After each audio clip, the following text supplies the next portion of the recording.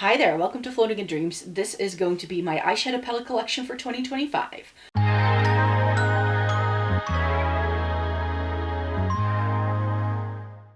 Welcome to everybody watching today. Thank you so very much for joining me. This is going to be my eyeshadow palette collection for this year. This is a video I do every year to round out eyeshadow palette month. I did a full month in August where I talked about nothing but eyeshadow palettes. And just to give you an update of where things stand currently, I like showing what's going on. I declutter in March, so I did that about 6 months ago. And then once a year, I show you the entire collection, what's in my home. These drawers, there's two of them. I'll show you the other one in a second, where I keep my main collection that I'm using for reviews, that I'm using to recommend in videos and stuff. So these are the things that I'm making content with. But in this video, I will also be showing you new in bits that aren't in these drawers yet, that I haven't been able to give a place yet, and things that I keep as backups or that I keep as part of like a collection that I don't want to break up, or that are part of my makeup memory box in general. So this is also going to contain discontinued palettes. This is going to contain really old things that I no longer use. It's just a giant eyeshadow palette party, you could say. That's also why I'm not going to be swatching, because this is going to take me hours to film. I have reviews up for most of these palettes, so if you're really interested in finding swatches and looks that I've done with these, you can find it by using the search bar on my channel if you're really interested. I will be doing some swatches here and there, but especially because I'm showing you so many older things from way back when this whole content creation thing wasn't even a thing for me, and I didn't know that I had to take pictures of everything in pristine condition.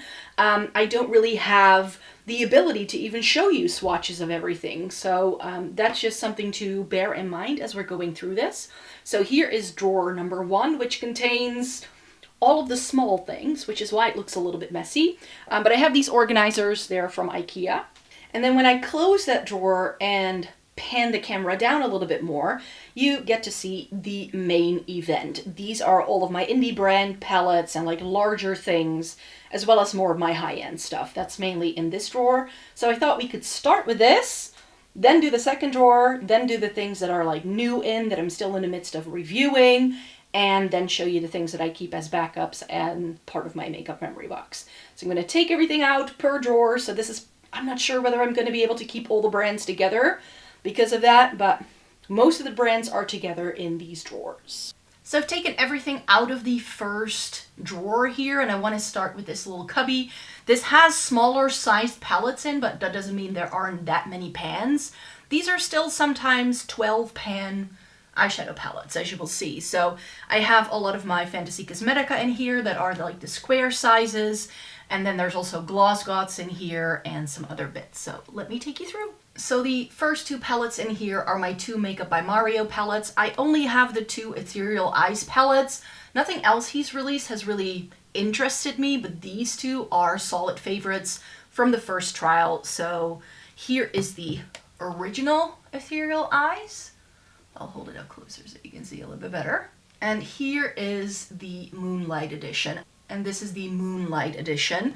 Of these two, I do like the Moonlight edition just a touch better. These are just more my shades. This is a little bit more warm tone, neutral leaning.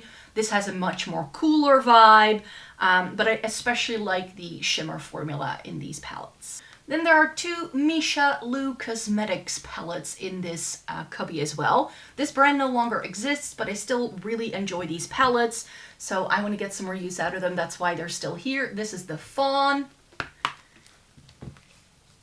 And here is the Witchcraft palette. I wish another indie brand would come out and do this color story, because it's absolutely amazing. And nobody else has done anything like it since. This one I have to be very careful with. I'm taking it out straight away because I remembered, oh yeah, this is broken again. This is the Clarity Cosmetics Deadly Rose palette, and I'm actually going to be throwing this away after filming this video, because you will see when I open this up what happened. It has this really lovely dark green shade. This is the second time it has completely exploded all over the palette. It has dropped down from it sitting in my drawer. I repressed it, tried different binding agents. It's just falling apart every single time. And I'm now noticing that this shade is starting to puff up like this one did before it started breaking. So this palette is just past its prime. I know this is not a declutter, but this is just a sign to me, as much as I like this color story, that, ooh, there's powder everywhere. This is just a little bit too messy for me to use, and I'm not going to keep it around. Maybe I'll keep it in my house so I can show it again in a declutter, but this needs to get out of the drawer because it's leaking dark green eyeshadow everywhere, and I'm covered in eyeshadow yet again just from touching it. Some more miscellaneous things. This is by Jeff Rune. I never know how to say this. This is the Witch of the Wildflower. This is really beautiful. I did enjoy the quality of this, which is why I got their new Mineralia palette, which looked really, really stunning. This is not really my kind of color story, especially not for the fall time, which is when this launched. But I do think it is a beautiful formula that I wanted to try out a little bit more of. I feel I have things by Unearthly that look similar to this. Another one-off in this little cubby is the Raven's Castle by Makeup by Lisa. This is a really small indie brand from the UK. I very randomly discovered this from watching someone else's channel. I was like, that looks like my kind of color story, and I really do enjoy it. I think it's like I think she's a local MUA who also sells a couple of makeup bits. So it's not, like, don't expect really expedited shipping with this brand, because I know that that's something people have been telling me. And also stock is very wishy-washy, but I do really enjoy this. As I mentioned, I have a bunch of these 9 pans from Fantasy Cosmetica in. You can tell how long I've been buying this brand, because both the Rogue and the Druid still have the old packaging. The other ones do have this like stained glass effect packaging that they like to do now. I like this a lot better than I do this, but I'm not going to be repurchasing a palette just for the sake of me liking the packaging better. Here's their first ever release, the Druid. It's very much subculture coded in the sense that this is a very similar color story to the ABH subculture, which is one of my all-time favorites. So I do really like it, and I love how Fantasy Cosmetica does some really stunning mattes, interesting shimmers, high quality, but it's not as expensive as other indie brands might be. And as you will see in a second, I don't really love the really big palettes that some indie brands like to do. Give me a really good curated 9-pan color story, and I'm happy. This is the Rogue. This is my favorite Fantasy Cosmetica palette because it's blue, greens, and purples, which is one of my all-time favorite color stories. The Fighter is sort of the Fantasy Cosmetica take on a neutral palette. It's got some warm tones, some cool tones, really interesting textures in here, and that's why I always enjoy the brand. The Warlock was an unsuspected like for me. I didn't think I was gonna love this color story all that much, but then I saw people swatching it, and I kind of ignore the really bright green. And if you do that, I hope the mirror doesn't blind you, but if you sort of block that out, you can see how much of a fun, more grungy color story this actually has. And finally, we have the Wizard, which I also like. It's essentially bluey periwinkle purples with pops of yellow. This is really pretty for this wintry type of vibe. And I don't think I can even lay everything out here in the middle, but these are all of my 12-pan Glossgots palettes that I own. And Glossgots is one of my favorite indie brands. They're from Sweden, in case you're unfamiliar. And no, I'm not affiliated with them. If there's any palettes here that were sent to me in PR, they were sent by MONOLITH, which is an EU retailer that just sells so many different indie brands on there. That's who I'm affiliated with, and they do send me some PR, but I've also purchased through them many of times myself. So, but Glossgots, I'm not affiliated with them. There are no links. I just really enjoy this brand, and as you can see, I have even one more palette by them. I can actually reach this one very easily. So this is their latest release, the Dancing Lights. Let's start there. It's inspired by the Aurora lights. It has this really, oh, I like the shine on that packaging. And here it is. It's essentially a pastel leaning palette, but it does have depth, as you can tell here. And then these really beautiful shimmers, and some of these are multi-chromes as well. One of my favorites by Glossgots is the Gal on Jupiter, which is a gorgeous cool tone neutral color story. And that's one of the reasons why I really enjoy Glossgots, actually, is that they do really excellent neutral color stories. but also fun, colorful things like the dancing lights and a couple of other ones I'll show you. This just has some really gorgeous shimmers. That's another reason why I rate them so highly. They do some multi-chromes. This one is a holographic shimmer, but then they also do a really stunning metallic formula. Their mattes are excellent, and I just really adore this. Let me just give this one a swatch, because I told you I would swatch a little bit in this video today. And here is what that shade looks like. Isn't that just the most gorgeous silver you've ever found? Another favorite of mine is the Smoke and Mirrors. This was limited edition 2 years ago. They asked their audience which palette they should bring back, and there were a lot of votes for this, as well as one of the other ones that's still coming up. So I'm praying it's going to be this one, because this is one of my perfect cool toned color stories. I really enjoy it. It's got gray tones, but then it also has these like purpley things, which is why I enjoy this color story so much. This is also a little bit more muted in like the textures you get. I feel the first gal on Jupiter has a lot more foil, a lot more metallic shades. These are still metallic, but they are a little bit easier to work with if you're not used to working with flakies and stuff like that. We have the Vintage Glam. This is a palette they brought back last year, and it's one I was still missing. And it's really, really beautiful. It's this really pretty rosy purple, great for spring sort of palette. It reminds me of blooming flowers. Then last year they came out with the Let's Get Nude. This is their take on a warm tone neutral palette, and it was one of my favorite warm tone palettes that was released in the warm tone craze that we had last year, because it was a bit of a warm toned attack, you could say. But the palette that made me fall in love with them was the new Neutrals Remixed, and this has a little bit of everything. Mine broke, which is why it looks so messy. I do apologize. But this has some cooler tones, some warmer tones, and then some perfect neutrals. So if you're looking for something that can do it all, then this can be your pick from the brand. And I'm not sure if you can see, but this shade right here in the mirror, you can see it has a green flash. This one too.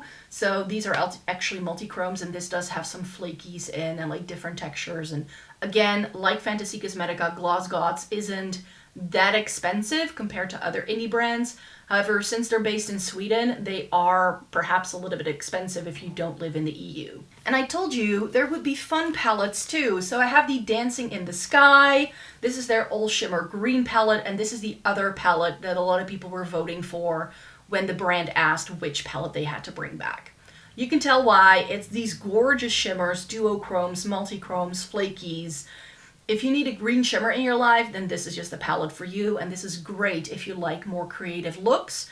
I'm not a huge fan of all matte or all shimmer palettes, so this doesn't get a lot of use in my collection, but I do still appreciate it. And then there's the Color of Rain. This is their blue purple shimmer palette. You think blue purple, but if you cover up this like peachy tone, you can see what I mean, right? And it's essentially the same thing as the Dancing in the Sky, but this does have a matte black, so that can add a little bit of a dimension to the shades that are in the palette. And then this brand is no longer with us either. This is Shroud Cosmetics. I used to have more palettes by them, but these were the two that still really stood out in my makeup collection and that weren't too old, so that's why these are still here. This is the It's Freakin' Bats, which was their Betty Jean collab. This is really pretty, but it's sort of like Witch of the Wildflower, where it's not exactly the kind of shades that I would wear.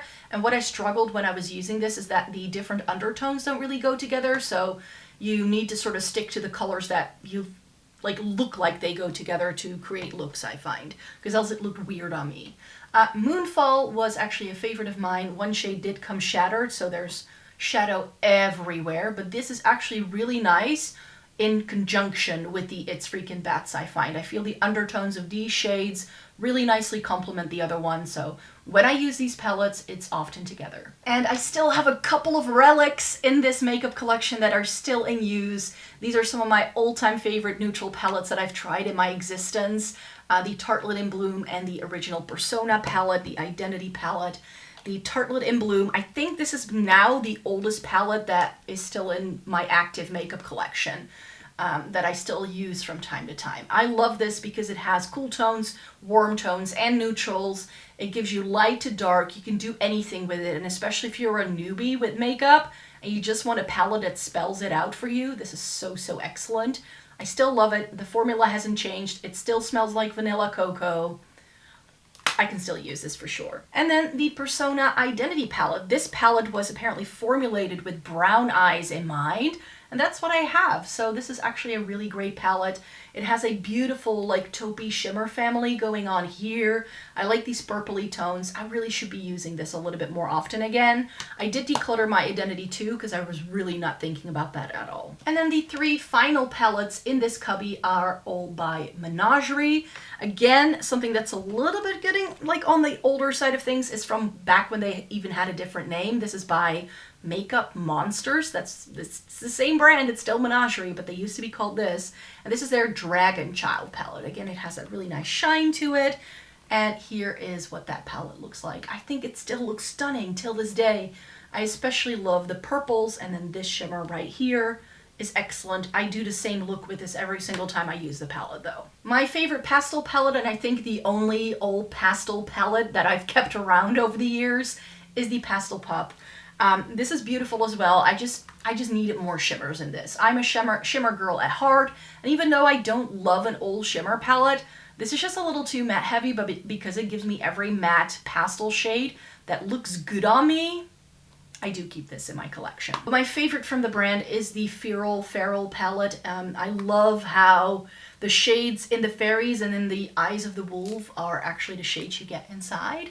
I love that little trick here. This has neutrals with like nice bright pops of color. I love doing like a green look with the pinks or a neutral look with this turquoisey blue. I've even worn like the pinks with the purple or blended the yellow and the red to make more of an orange, and I just feel that this just works so well if you're doing like a painter's palette. Like this is, again, like I love palettes that can do that for me, where I can really mix and match everything, and everything perhaps doesn't look like it's gonna go together when you look at it in the pen, but when you use it on the lids, it does, and this is one of them. So now that is out of the way, we can talk about my Cosmic Beauty collection. And yes, I did get the new Smolder palette, but that's coming up in the section of things I haven't shown you yet that I don't have a place for. But as you can tell, this is another favorite brand. I already have 6 of their palettes. My favorite palette by this brand is Winter Wonderland, because look at how gorgeous this is. It's so pretty. It's so pretty. It has really beautiful shimmers, and I've been liking this brand ever since like the first palette I've tried by them. Undergrowth was a bit underwhelming to me. It's really beautiful, but I wanted it to be more green. I just got so many warm tone neutrals. This next palette I didn't pick up myself because it was sent to me by Monolith. It's the Lovers, which I had thought I was gonna skip this one, but now that I've used it, I do end up liking, I did end up liking it a lot more than I had anticipated. But when this, together with the next palette, was announced as a set, I knew I had to get them. I'm a neutral girl at heart, and to my surprise, the neutrals were more up my street than the cool trolls were.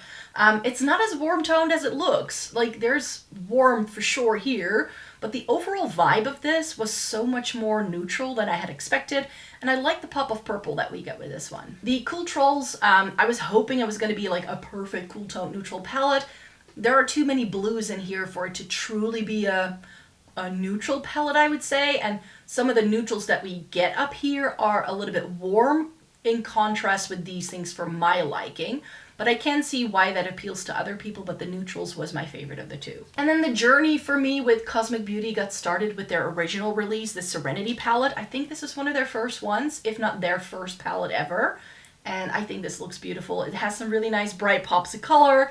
I told at the time when I first tried this that I wanted more shimmers, and they have been doing more shimmers with their more recent releases. The price, of course, has gone up for that reason, but I do think they are still really reasonable, especially if you consider you're getting 20 pans in each one of these. Another brand with bigger palettes, which is usually not my vibe, but I have fallen in love with them over the years. Blend Bunny is excellent, excellent makeup quality. It's just that their color stories and the way things play out for me isn't always perfect, but I have a couple of things that I do really enjoy.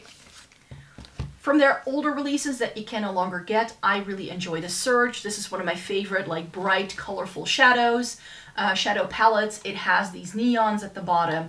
It even goes all the way to a pastel. And this is the only palette I've really tried by them where the entire gradient actually works for me Very often my issue with Blend Bunny is that, yes, the idea is that you get a gradient of all of these shades, but then the gradient it does nothing for me. Either the shades are too dark in the deep row, or the mid-tone shade is too dark for me to be a mid-tone shade. Like, there's always something going on, and this is a brand where I'm like, do more shimmers, because this shimmer row is so beautiful.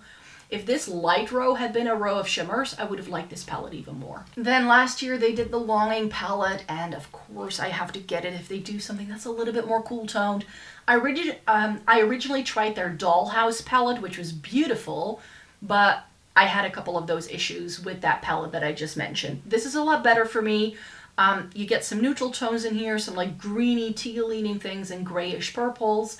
I really enjoy this. It has some wonderful things in, but again, I wanted more shimmers, which is why I don't love this more. And then I almost decluttered the Lure, but then they did the Beauty Below palette, and now I have, like, they're a team, right? So now I can't break up the team. That's how it works in my brain. The Lure, really beautiful blue, green, purple color story. I just felt that, for instance, this shimmer undertone-wise doesn't really go with these shades. This is too dark for me. It's too big of a jump to this. Some of the shades are too similar. So in the end, the thing I play around with the most is this neutral row, which is not the point of this palette. So that was my issue with this one. But because it is like a good team with the Beauty Below, I'm like, okay, so these has some deeper things, deeper shimmers mainly. And I think it can really nicely complement the Lure. But this also has really beautiful quads. I really enjoy playing with this. This is really heavy though, because these are now magnetic. The old ones weren't. And I am still testing out some of their newer things as well. I love the purples in here. This was the only shimmer I had a little bit of issue with. It swatched beautifully, but on the lids, it didn't transfer that well. But this is a beautiful palette. Then I just have a stack of these more random, large-ish sort of palettes. So this is a whole hodgepodge of things. Some of these I use actively. Some of these I've tested out. I'm like, do I need to keep these around? These are all big. They are big. But the first palette that was lying on top is this one from Wicked Widow Beauty. This is Tales of Terror Are Haunting. And this was a gorgeous palette. Not a color story I would pick up myself. Again, Monolith ended up sending this one to me. The oranges just completely threw me off. But then I was playing with it, and it really nicely came together in a couple of stunning looks. I can ignore the pumpkin shades. If I stick to the purples and the greens in this, it's absolutely wonderful and great for like fall time. I can't wait to bust this one out again in October and November. My favorite blue-green color story of all time is by Ace Beauté, the Oceanic palette. This is the old one. Is this brand still around? They had a revival for a second there, and then they disappeared again. So I don't know what their status is right now. But this is absolutely beautiful. I still rate this really highly. I love how you get murky shades combined with really bright things. It just gives you every single blue-green you could ever want. I do have a slight pairing here. These are the Lime Crime Venus XL palettes, number 1 and number 2. Venus XL, the original one, is Modern Renaissance on steroids. I've called it that many times. It's essentially just a berry palette, and I still like this. I actually haven't reached for this in a while though, so not sure what to do with this in the end, but this is beautiful. And the Venus XL2 was the Natasha Retro Glam, before we ever got a retro glam, because that sort of sagey green pinky color story they were already doing. This just has added extra warm tones in. But this is a beautiful palette. I've enjoyed this all the time. The only true rainbow palette I still have in my makeup collection is the Slush palette from September Rose. This brand is also no longer with us. But this is beautiful. For fair skin, I really struggled finding good rainbow shades that didn't muddy up on me and looked weird when I was using them. I've tried so many rainbow palettes, even another one by September Rose that just didn't work. But this one works beautifully, goes really nice and light. The deep shades aren't too deep. Everything goes together. But whenever I use this, for some reason, everything looks up looking like a sunset eye. And then I have this big guy. I actually am still testing out the new vamped up version of the Bella Beauté Bar Smoky Glam. This is the old version, which I know next time I'm decluttering, I'm going to get rid of this. This is far too big. But what I did see when I was like holding up the two palettes side by side is that the shades I like the best in this palette are not in the new version. So that's a bit of a shame. My heart goes out to this bottom row, and the new version has a lot of this. So that's the only downside, but yeah. I do really enjoy the formula from Bella Beauty Bar, but this was just far too big for my liking, so I sort of kept it around as a reference, but this is something I can definitely declutter in the new year. And then we have some Ensley Rain things. Some of these I did by myself, but 2 of these were also sent to me in PR by Monolith. I no longer buy from this brand, in case you were wondering, so this is just still in my collection from before, you could say. So if this is a brand you no longer support, then you know I no longer do either. They're just still in my collection. I'm not sure if I'm going to be decluttering them straight away because I do really enjoy these shades. This Lens of Enchantment is just a pastel dream, but I no longer will be using these on my channel. And I got that together with the Cold Moon. This is beautiful. I just thought that the shimmers in here all had a warm toned flash, which didn't always match really well with the cool toned mattes. And I had a similar gripe with the Light in Your Eyes. It has some really beautiful shades. It's sort of like a neutral color story for fall. Beautiful shades in here, but again, really warm tone leaning, even though it doesn't look very warm toned in the pan. This is the Cosmic Dreamer. This was not a color story that I had clocked as something I wanted to try, but it has some really beautiful shades in, and it turns out it's a lot more grungy than you would expect. So then I think we can continue with the remainder of like most of my indie brand palettes. The rest of what I'm about to show you from this drawer is mainly high-end stuff. So first up is Sydney Grace. I have Love's Journey and Heaven on Earth in here. Love's Journey is a beautiful neutral palette. You get cool tones, neutrals, and warm tones. So like the Tartelette in Bloom, this can do anything. It does have more of like a satin shimmer. So if that's what you like, or if you have very textured lids and very intense flaky shimmers just don't look right on you, then that's a good one to look into. And then the Heaven on Earth is a sort of murky blue-green palette with warm tones in. This is really beautiful, but whenever I reach for this, I go for the green row in the middle. I kind of ignore the other 2 rows. This is a really beautiful formula. Sydney Grace is one of my favorite eyeshadow formulas that it is currently on the market. I have 2 Adept palettes. This is the Amy Loves collab that they did. I wanted to give the brand another chance. I tried some other palettes by them when they, like before they started doing these like rectangular pans, when they did like the small skinny ones. And I liked it enough, but I just don't really feel that this brand is always giving me the mattes and the shimmers that will go together. And like with the Ensley Rain palette I showed you, I felt that a lot of the shimmers in this had the wrong undertone for it to look right on me with these colored mattes. And these 2 mattes are also too similar. So even though it looks like a beautiful cool tone color story in the pan, that was not my experience while using it. And with Adept, like with the Clarity Cosmetics palette I showed you, I had the Minka palette, the original version, and it expired on me really, really quickly. And for how expensive this brand is, I'm not willing to spend that kind of money to then have the eyeshadow palette expire on me within like a year or 2. If I pay this much money for an eyeshadow palette, I want it to last. But I did want to give them another whirl. The Emo palette, because that looked like it was right up my street. The only shade I'm not a huge fan of is this like brassy thing here in the middle. Everything else is beautiful. It has some really beautiful holographic shades in. Really fun to play with, but again, it's just there's just something about this formula that makes it not my favorite. Another brand that was initially not my favorite after giving them a try when I first bought from the brand, but now that I've tried them some more, I like them a lot better. This is Glaminatrix. This is the Sugar and Spice. This is the thing that rekindled my love for them, you could say. It's got some pops of pastel, really stunning cool tone neutrals, and fun shimmers. And this is just the right blend of shimmers and mattes for me. Everything plays together.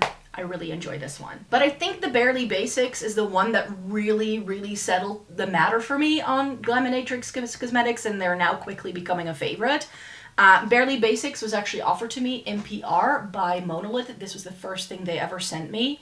And this has some really beautiful shades in. You get toppery sort of shades, these really nice row of like mid-tone shimmers that have a lot of foil, and then a full row of this like gradient that Blend Bunny likes to do. This is, if Blend Bunny did layouts like this, I would like them so much better. I'm just gonna quickly give this one here a bit of a swatch moment because this is so beautiful. It doesn't matter which one of those 4 you take. These are all amazing, really nice. emollient shimmers. If that's what you love, then I think you'll like what the Glamanatrix ones have to offer. And here I have the remainder of my Fantasy Cosmetica collection. So these are different sizes, so it doesn't really fit into the cubby. I have 2 of their 12 pans. The Enchanted Autumn, which was their collab with Amanda from Makeup Just for Fun. Love her as a creator. Love the vibe of this. This is very similar to the Shroud Cosmetics Arcana palette that I used to own. Decluttered that, decided to keep this over that one. But this wasn't the same shimmer quality as I'm used to with Fantasy Cosmetica. So this one had me nervous for a second, but then they did the Harvest of Souls after it, and which is right here. And that is back to their old game, so it's fine. It was just a fluke. Cradled in Ice, really beautiful. It's like blues with neutrals, has some really stunning shimmers in. Let me give this one a swatch right here so you can have a look at that gorgeous shimmer formula that I love Fantasy Cosmetica for, because it's their shimmers that really, really drive the point home. Like, the mattes are excellent, but this, oh, it's so beautiful. I mean, in case you're also following my second channel where I talk about books, you know I love a fantasy story. So, yeah, Fantasy Cosmetica and me, we're a match made in heaven. It's the formula I like. They do really interesting color stories.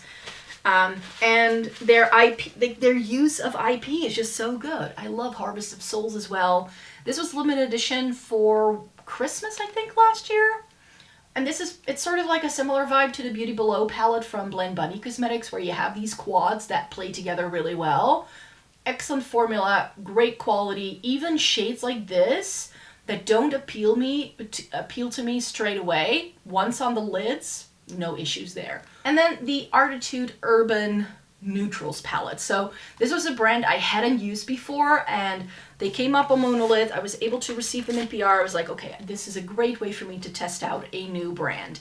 And this, I mean, first of all, I don't like the style of the packaging. It just looks a bit cheap.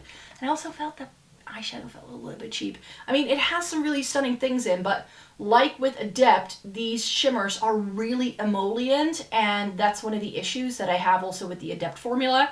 If it's too creamy, it just doesn't stay put on my lids. I've got pretty deep set eyes, and things just start to crease. This looks like an excellent palette for me on paper, but once I was playing with this on my lids, I just wasn't impressed. Next up, we have the Gourmand Girls Frozen Kiss and Bitten palette. Again, Bitten was sent to me in PR by Monolith, because Gourmand Girls is available on there. And this was beautiful. Everybody was going gaga for this brand a couple of years ago, and it's beautiful. I totally get the hype. But again, it's not my favorite type of formula, so I think I'm gonna keep it to like these 2 palettes and just have them there so I have them for reference. But again, too many mattes. The mattes don't really do on my skin tone what I would like it to do. Some shades look differently in the pan because of the color backgrounds than once they go onto your lid or if you swatch them. So yeah, I like the concept of these. I think they're beautifully made palettes. The quality is fine. There's just something about these color stories that doesn't quite work for me. Frozen Kiss was the most successful of the 2, actually. I bought this one a little bit later with my own money. But here as well, like, some of the shades just don't really go together. I wasn't able to pull the looks out of it that I thought I was going to just by looking at it. So it just didn't really live up to my expectations. And to round out that pile, we have Unearthly. And I think, actually, saying let's round out the pile, I have 2 more here. So I actually have been buying Unearthly for a while as well, as you can tell. Like, this is their vibe nowadays, and I think they've even changed it again this year. But I'm old school. And now apparently they've released the palette, their latest release that they've done, and apparently it's the same formula as in this palette. If they've gone back to this formula, I may be going back to purchasing from Unearthly Cosmetics, because here's what's happened. I've been using this, and then they started doing this, and I didn't like this as much. And the main reason why I don't like the Dreamer as much as the other palettes I have is the formula, not the color story. This color story, look at that. It's absolutely beautiful. But like with Gourmand Girls, like with Adept, these shimmers do not perform the way I want them to. They crease, they don't pick up with a brush. You need to use fingers. Good quality eyeshadow can be used in multiple different ways, and it will work every single time. I should not be forced to use my fingers just to be able to pick up a shadow. No matter how beautiful these are in a finger swatch, I mean, if you swatch these with fingers, they're fine, but with brushes, it's a nightmare. And I never had that issue with Unearthly before with 5 of the palettes I already owned. My long-term favorite by the brand is the original Fall Magic. This is beautiful. I whip this out every fall. It's grungy neutral heaven with beautiful subtle pops of color. It's got some cool tones in, it's got warm tones in, but overall it's this like grungy, neutral type of vibe that I love for the fall time. So this was amazing. It did come with 2 cracked shades when I got it. I was able to press them back in, but it's absolutely beautiful. Let me do something, like I love swatching shimmers for you guys. That's just, I'm a bit of a magpie, I'm not gonna lie, but this is absolutely stunning. And see, it looks like a blue in the pan, but then it has this green flash. Oh, this is so yummy. Unearthly Lore, really beautiful. Again, this has been reformulated several times since I got mine. But this is, again, it doesn't look like a color story that's going to work for me, but then when I play with it, it's sort of like Wicked Widow Beauty, the Tales of Terror palette, where I sort of ignore the oranges this has, and then it works for me every single time. But I can't actually use these oranges with some of these like pinky berry tones, and it works really well. The blue and the green work really well as like a contrast with some of these shades. It has some beautiful things in. If I want to go super bright, vibrant, and fun, the Strawberry Milkshake is still that girl. It's essentially pinks, greens, and reds. Not something I reach for every day. That's why this palette doesn't look super used, but I like having the option. If I do want to do that, I just love having palettes like this. Not only because they're pretty, but I sometimes have these outbursts and I have a day off and I want to do something crazy with my makeup. I never film these things because sometimes I just want to play, and this is perfect for playing around. And then the originals, the Fairy Frolic. Again, is it still available? I don't know, but this is the original grungy neutral palette for me. But beautiful. I don't think you can still get this. Mine was still called the Serendipity. Now it's called the Poison Apple. I'm not even sure if they still do this one. But this is also beautiful. And I was mentioning Bella Beauté Bar before with the Smoky Glam and saying how I didn't like it. But now that they're doing this, I like them so much more. Yes, we still get a lot of pans, but the packaging is so much more manageable, and I love that for them. This is the palette that made me fall in love. Got it last year. It was a fall release, the Poison Garden. Bought it myself. Absolutely adore this. My ultimate grungy palette? Perhaps? That's a bold claim to make, but I love this thing to pieces. It's got cool tones, it's got warm tones, it's got brighter pops of color. But I felt that the blues, even though they look so vibrant in the pan, once you use them on the lid and you use them very strategically, they can be that pop of something to really create an interest with the look, and that's why I like it so much. Realm of Fairies, equally beautiful. This was a collab with Sassy Fairy, really beautiful, and it's such a good cool tone color story. Here we get multi-chromes and duochromes that don't pull warm toned. They all stay cool toned ones on the lids. Love that for me. It's sort of gray purple leaning with pops of blue. Really beautiful, very wintry palette for me as well. And then they came out with the Green Goddess. This was sent to me by Monolith in PR. In case you're wondering, I wanted this to be more green toned, like the Undergrowth. What are these peachy tones doing here? If this row had been greens, I would have liked this palette better, but it's still a beautiful palette. Like, I love the greens we get here, these like gray leaning greens.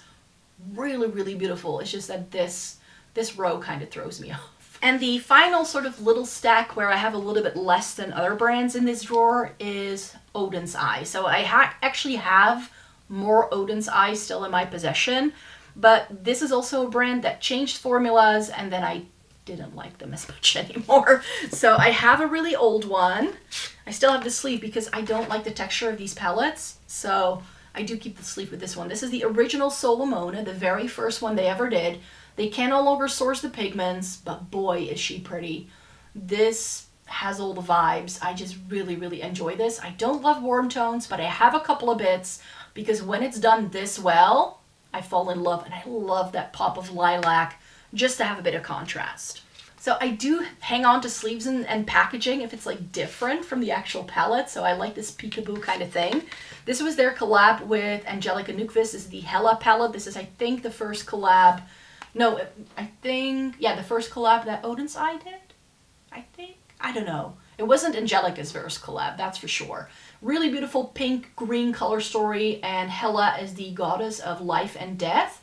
Really beautiful, but I wanted more death in there here, which is a weird thing to say perhaps, but we get a lot of life and we don't get that much of the deadly side of this goddess, you could say.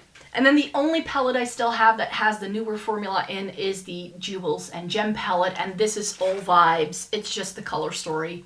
This, I already told, like I've told you so many times, I like these like neutral but colorful sort of grungy leaning palettes. I absolutely love it. This, again, in a finger swatch, looks excellent, but there's just something about the shimmer formula when I pick it up with brushes that is just a no-go for me. So that's why I've essentially stopped buying Odin's Eye. I'll tackle this stack here in the middle first, because these are all of my Melt palettes. So Melt historically has been one of my favorite brands for eyeshadow. I don't really know what's going on with them, but I still like what I have, so that's what I'm keeping around, you could say. We have the Millennial Pinks. This wasn't everyone's favorite, but I have always enjoyed it. It's like pinks with blues, bluey grays, really beautiful, and I always enjoy playing with this. The original Gemini, I still have the old packaging, but this is absolutely stunning.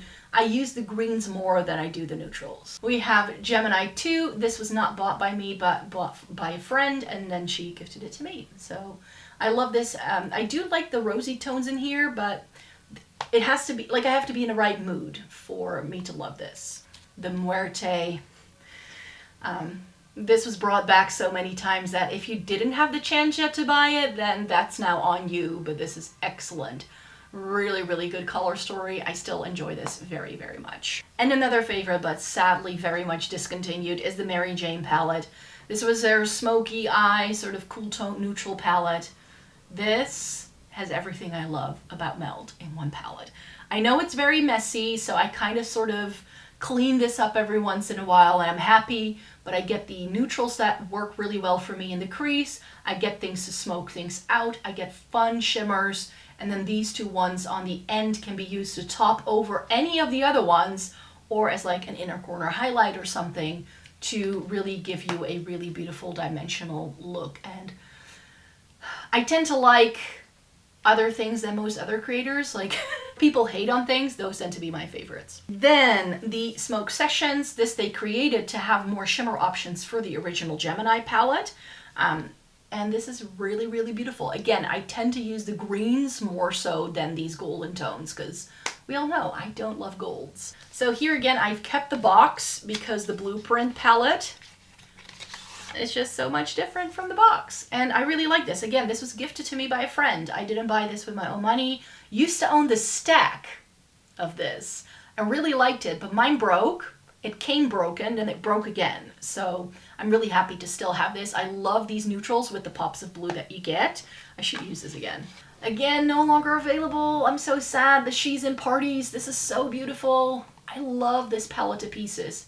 It's absolutely wonderful. And then the latest release I have from them is the Smoke Sessions 2. Again, thanks to a friend.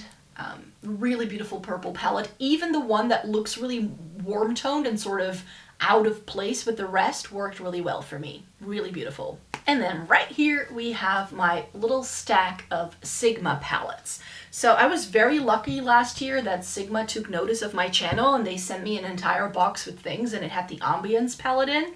Not something I would pick myself, but again, really beautiful warm tone color story. If you love your warm tones, this is beautiful. My first Sigma palette was the Enchanted. This is beautiful, but as I have always mentioned, I kind of ignore this, maybe even this entire bit here. I just use these 8 shades, and that's perfect if you want something grungy for fall. If you do have this palette, try ignoring the first 6 shades and see how you like it then. New mod, I almost decluttered and then pulled it out because I was like, where's the new mod? And it was in my declutter pile. I was like, I can't get rid of this thing. It is beautiful. It's sort of like She's in Parties, mauvey, rosy tone sort of vibes, but it's slightly deeper than that. And that was the reason why I wanted to get rid of it initially, because this isn't really made for my skin tone, but it is beautiful. So I do want to keep some things in that fit that bill. And then the Cool Neutrals. The name is deceiving. It wasn't meant to be like a cool tone palette at all when they conceptualized it, so the name just threw everyone for a loop. I love this thing. I think it's really beautiful. It's everything that I want in a neutral palette. It's not cool toned. It does have cool tones over on this end. And I've mentioned this many times, with Sigma, every look you're gonna make is gonna work because it works like a little train. Like you can use a quad like this, the quads like this, you can use it this way, that way. Whichever way you use this, you're going to get a foolproof look, and I think this is actually my favorite one. If I look at all 4 of these Sigma palettes and I had to pick just one, it would be this one. Anastasia Beverly Hills. I still have a couple of the palettes. 2 of these, however, these 2, are shades from other palettes. So let me explain. This is the Nouveau. This is the only like most recent release I have. Really beautiful. Love the sagey greens in here. Love the pop of lilac. Still really beautiful and a great neutral palette. Subculture. Yes, I'm going way back with you guys, but I still love this. Really love this. I tend to like the mattes best in this though. The shimmers I don't love, but I use multi-chromes to substitute it and it works every single time. And then another original one, the Soft Glam. Really beautiful, like warm toned rosy palette. For a while there, this was a solid favorite. I haven't thought of this palette in a while, but need to bring this one back sometime. And then these 2, I hope they're still okay. Oh, they're fine. I thought maybe they had cracked. These are actually 2 palettes that I've created with shades from all of the other, I think 5 or 6 ABH palettes I used to own. And I just kept my favorites from every single palette and made a cool tone purple palette and like a warm toned berry green palette. So it's got shades from Mono Renaissance, the original Jackie Aina, the Sultry. I used to have the Prism palette, the Riviera palette, and I had the Norvina palette. I think that's all of them. And I just made my own color stories with them, and I like these a lot better than like having 6 palettes. And I just put them in the two palettes that I thought had the prettiest packaging. So that's those ABH palettes. So I still have 4 brands left from this drawer, and that's Natasha Denona, Huda Beauty, Nomad, and Pat McGrath. So as you can see, I have 3 Pat McGrath Motherships palettes. My favorite was also my first one, and it's the Mothership 1 Subliminal. This is the packaging for it, and it's the cool tone one. There are heaps of people over on TikTok who have entire playlists with using this palette. I would greatly recommend looking into Another Hannah, because she did some stunning looks with this palette. Mine pale in comparison. I'm not a makeup artist, so my creativity takes me a long way, but there are bounds, you could say. But this is my favorite still to this day. It's one of my favorite cool tone palettes on the planet till this day. The sticker just left residue and I haven't been able to take that off ever since getting this palette. Then I used to have other palettes, other Mothership palettes, but I gifted those to other people. I used to have the Divine Rose 1 and I had the Divine Rose 2, I think. But I actually found that some of the later palettes that released after it were better for me, so that's why I have Utopian Dream. Here is the packaging for it. I love the packaging. This is Mothership 9, and this is sort of, it's just a little bit softer than the Divine Rose 2 was, so I like this peach tone actually, and it has the lavender that works really well. So this was my pick for, again, something more a little bit like fun for spring, summer. Works really well in that regard. And then instead of Divine Rose 1, I decided to go with the Moonlight, what was it called? Moonlit Seduction. This is Mothership 10. Because I ended up just feeling that they gave off a similar vibe and these shades just pulled better on me. The original Divine Rose was just a little bit too warm toned for my liking, and this has a really nice mix of cooler things and more like rosy leaning things, so this is a little bit better for me, but that's why it's not used as much because I got this so much later. These are all of my Natasha Denona palettes. I used to have these reorganized because I don't love the Natasha Denona color stories, but Again, one of my favorite eyeshadow palette formulas, so that's why I have a few of these palettes. This is the My Dream. This is now the original setup again. And the Glam palette in the original setup. This was my favorite for a very long time, but I think I like the more recent things she's done a little bit better. Retro Glam, I do still really like this. This is really beautiful, but I actually reach more for the Lime Crime than I do this. The original Retro has a bit of a casualty in my case, but again, a really beautiful, more rosy leaning color story. I Need a Warm was gifted again to me by a friend. She had an extra one. She was like, do you want to have it? I'm like, yeah, sure. I could not find this in store. I wanted to see for myself how warm toned this actually was. But where I felt the I Need a Nude is actually like a smack in the middle neutral palette. This is still pretty much neutral, and then it gives you warm options. That's how I feel about this one. So I wish she would now do something like this, but then cool toned. Maybe we're getting that this fall. Who knows? I Need a Nude, I already mentioned it, really beautiful, very good neutral color story. This gives me everything. This is a very bold claim, but if I could keep just one palette for the rest of my life, it could very well be this. And then the Xenon palette, before you think, but she has a cool tone palette. Yes, this is a cool tone palette, but this is not neutral. It's gray. It's beautiful though. It's absolutely stunning, but I wish it was more this vibe. So sort of like I Need a Nude, but with cool tones in. That's sort of what I'm still looking for from the brand. But this is gorgeous. If you have fair skin, the undertones will show up on you. On me, this looks pink, this looks blue. As you can see here in this lighting, it actually shows up. Like this got blue, and this one as well. And then this has this like pinky blue sort of flip to it. On me, those things just look fine. I know that if you have a deeper skin tone, that's going to look like an ashy mess, just so you know.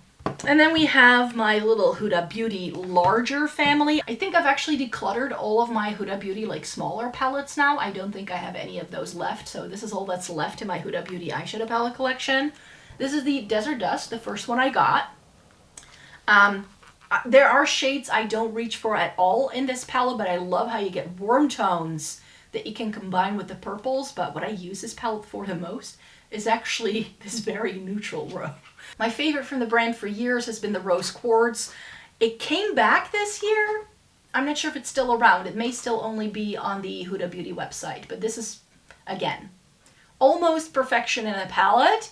I would not want these warm tones in though. If it wasn't this warm toned, I would have liked it better, but this has beautiful shades in. Mercury Retrograde, another one that's been discontinued, but I still really like it. It's again, sort of like rosy vibes with like warmer tone neutrals and then pops of color. It's beautiful. And the Pretty Grunge by Huda Beauty. The final one I got. Apparently we are no longer going to get these bigger palettes, so this may very well be the last one that I've purchased. This has beautiful shades in, really, really beautiful for like smoky eyes and if you really want to glam things up. Finally, the final bit of this drawer is Nomad. I have 4 of their palettes left. I did declutter a couple of things over time, but Nomad is one of my favorite brands if you want to get into indie makeup, but you don't know where to start and you don't want something that's super difficult to work with. These are some of the easiest to work with indie shadows I've ever found. They are thin, but they are incredibly easy to blend and build up and to give you lots of options. So if you're a newbie and you're like, ooh, flaky shimmers make me nervous, try Nomad. They're great. This is their last one that I got that they've released. None of the color stories that they've done so far have really interested me, but when this came out, it really pulled on my heartstrings and I was like, I need to get that. It's Chamonix après-ski, and essentially it's blue, greens, purpley berry things. This pulls more pink on me. So this section pulls more pink, and then you've got the greens and like periwinkle blues, I would say. Really, really beautiful, very pretty color story. And for Nomad, I keep the boxes because very often their packaging on the outside is different from the actual palette. And especially with this one, it's like cardboard, so I want to be really careful and keep this protected. So that's why I keep it in a box as well. This I actually won in a giveaway. One of my subscribers nominated me for a sweepstake giveaway that they did a couple of years ago, and I was able to pick out a palette. And I picked this one. This is the Monteverde Cloud Forest palette, and I really like this because if you keep this in the box, You can see the animals that are hidden in this image, which I think is really fun. But this is essentially a really bright, fun, colorful color story. Not something I would have picked out for myself at any other given moment, but this is fun. Again, if I want something that's a little bit more neon, it's got a lot of green shades in, it's got multi-chromes in as well. It's really beautiful. I don't use this enough because these are not my shades that I like gravitate to all the time, but it's good to have a couple of options. The Haunted Europe, which was brought back by popular demand, which I just love. I love how that plays out. This is such a beautiful fall palette. It's perfect. It's one of the best grungy fall color stories ever made. But I also really enjoy the Ghost Town USA. I'm not gonna lie, so you have daytime, you have nighttime, and I feel that that's also represented in the palette. This is the daytime side, here's the nighttime side.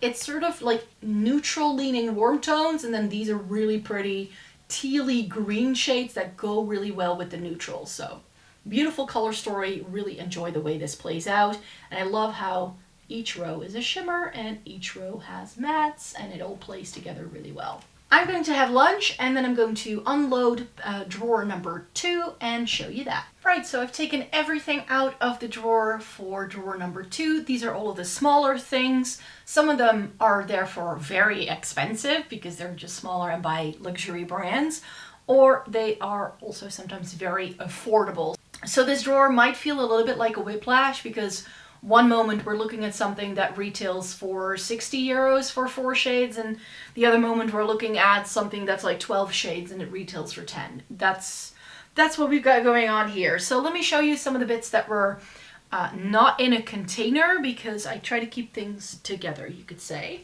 And one of the things that's in that drawer that I do like to keep together still are some of my Zoeva palettes that I still really enjoy. I used to own a bunch of these. I've decluttered some over the past.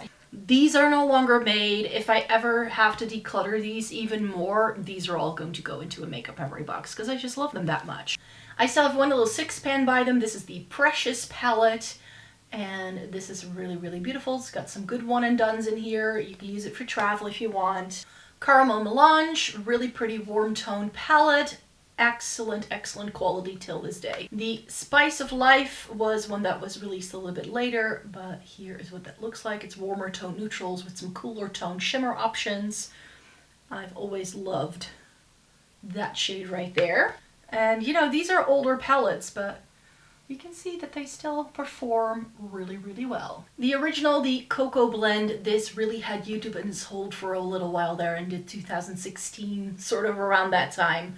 Beautiful, but I do think their other palettes are a little bit better, but I still have shades in here that I enjoy. The Melody was an unexpected favorite for me. I didn't end up liking this initially, but then when I used it more, it just became one of my favorite neutral palettes for fair skin. It's got some really beautiful options in, and Zoeva was such an overlooked brand back when they were still doing these larger palettes, because to be quite fair, they were already doing duochromes before indie brands, before anybody else, but nobody was talking about them. We have Blanc Fusion. This is another one of my favorites by them. This has really nice cooler tone neutrals and then these like yellowy, coppery sort of options. But I think things really got started for me when I tried their On Taupe. This is absolutely beautiful. It's very light though. This was very ashy for a lot of people, but I liked it so, so much. And remember what I said about duochromes? I'll swatch both of these here. This palette is from 2015, possibly. Here's that white, which isn't a white, because look at that blue flash. It's so beautiful. I mean, these are subtle duochromes. They're not like indie brand duochromes for sure. And then the one right next to it looks a little bit silvery in some lighting, and then it has this really pretty pink sort of flash to it. I have some What's Up Beauty in here. These were both sent to me by the brand. This is the Dragon Eye, which has some multi-chromes in and some really beautiful neutrals. This is great if you want to try multi-chromes, but you're unsure and you don't know how it's going to work. And this is the Geo. This is the other one that I've kept over time. It's a really beautiful, interesting neutral palette, I would call it. And then some more things where I have like 1 or 2 things in here. I have the one Cutie palette by Nabla that I still have in my active makeup collection, which is the Analog. I still have all the others because I think the family makes such a fun addition to my makeup collection, so I can't get rid of them, but They're living somewhere else. I no longer use them, but this is such a beautiful warm tone palette. I have two of these little M Cosmetics palettes. I have the Divine Skies in Low Down, which is this one right here. Really beautiful, neutrally color story. And then I also have Saturn's Return. It's like, what was the name of this thing again? This is promoted as a cool toned option, but there are cool toned shades in here, but I don't feel everything you get in here is super cool toned. So that's something to bear in mind if you were looking into this. I have two of these Glossier monochromes. These come in heaps of shades. I've got Jute and Mist, and these are really sheer. If that's not your vibe, you're not going to like these, but I do like the setup of there being a matte, a satin, and a metallic in these. And then I have two Linda Hallberg 9 pans. This is the Daybreak, which was the first one, and Aim Higher. So this is the Daybreak, and the Daybreak is great if you have a color analysis that told you you were a summer. This is your palette in a nutshell. It's got some really, really beautiful cool tone shades in here. It doesn't swatch the best, but it's beautiful once you use it with brushes. And I feel similarly about the Aim Higher when it comes to not being the best at swatching, but great with a brush. This is more my vibe. It's a little bit more browny neutrals. The yellow actually doesn't pull yellow. Let me show you. It's more of like a sheer toppery sort of thing when you blend it out. So it definitely has a bit of a yellow base, but what you get on the lid is mainly this sort of like wet look, blue pink flash sort of thing. The only brand I keep fully outside of these containers is ColourPop. I have quite a few of their palettes, as you can see. I used to reorganize some, then I decluttered those. There are still a couple here that have stray shades in from other palettes I used to own by them. That's one of the fun things with these ColourPop palettes, is that they're really easy to reorganize if you don't like the look of them and you have a couple of them. So yeah, I'll talk you through what it is that we've got going on. So we'll go from the smallest thing to the largest thing. Mandalorian the Child, I have a couple of other shades in, because there are shades in here from the Just My Luck, if I remember, and this is beautiful. It's a muted green color story, which I enjoy. The Baroque was one of the more unique things that ColourPop has ever done. Love the packaging. Ooh, almost dropping it. And I love this color story. I should really be using this more often. An oldie but a goodie. This is an old favorite. That's Taupe. You've seen this so much on my channel over the years. I don't think they still do it though, but this is beautiful. I've used this a bunch. Absolute gorgeous color story. The Making Mauve is one that I reorganized, and I do really enjoy it. It's really, really beautiful. I did keep most of the shimmers in that were original. I just changed out some of the mattes. And then we have the Deja Brew, which was an unexpected like. Used to own Going Coconuts, which I liked, but this is sort of like what I wanted Going Coconuts to do, but then this was better for me. So this is really beautiful, very good neutral color story. The Lavish, really beautiful. Not everybody loved this, but it's one of my favorite periwinkle palettes. I love a periwinkle. It's one of my favorite brighter pops of color, and to have it fully in one palette was just, I love this thing. I really, really do. It's very light though, so that's why most people, I think, didn't like it. The Dream Street was a collab with Kathleen Lights. I just reused the packaging to have an all teal palette, because I love a teal. It's one of my favorite shades of eyeshadow to wear, and I just put all of the teal shades from the High Tide into here with 3 of the teal shades from the original Dream Street, so it works for me. If you've been watching my videos this month, you know I keep banging on about the Cloud 9. I love this. It's light, it's cool toned, it's got great shimmers. Yeah, this is about as perfect as it gets when it comes to a ColourPop palette. Is this still available? Again, I think it's still available. This one is, and I do also like the shine on this packaging. Really pretty. This one, though, is discontinued, and this is a great rosy tone palette. It's got some Super Shocks in here, and then some different formulas, and it's beautiful. The Troublemaker is still listed on the website, but the last time I saw this, it was actually out of stock. And it's sort of like the grungy version of the Pretty Please, you could say. But yeah, this is a really pretty sort of like neutral, grungy leaning color story. We've seen lots of those things, so you know I like them. And then the Twilight palette. This is really pretty as well. Again, I keep it in the sleeve because the sleeve just adds something to the experience here. And again, I like this. I don't love this very chunky shimmer formula that they've been doing again, but in here it's really only one shade and I can make the rest work. And it's really nicely like cool tone neutrals with like pops, like subtle color. Really beautiful palette. It really surprised me. And then right here off to the side is one Lonely Pat McGrath palette, but it actually goes with two other ones. So I might as well just tackle this cubby first. This is sort of like the luxury section of this drawer because it's got some Lisa Eldridge in, some Dior, some Victoria Beckham, and this is Fenty Beauty, and then these Pat McGrath bits. So here is that first Pat McGrath palette. This is the Blitz Astral Quad in Ritualistic Rose. Really, really beautiful. So beautiful. And it's just essentially 4 special shades, you could say. And then the other 2 in here are Voyeuristic Vixen, which is a Luxe Quad, which is another like warm toned rosy thing, but I really like the way this came together. I used to have a bunch of these quads, but I actually got rid of most of them because I wasn't wearing them. And then I have Interstellar Icon, which was a surprise to me because this came out with 2 other palettes and I thought I was gonna like those a lot more than I did this.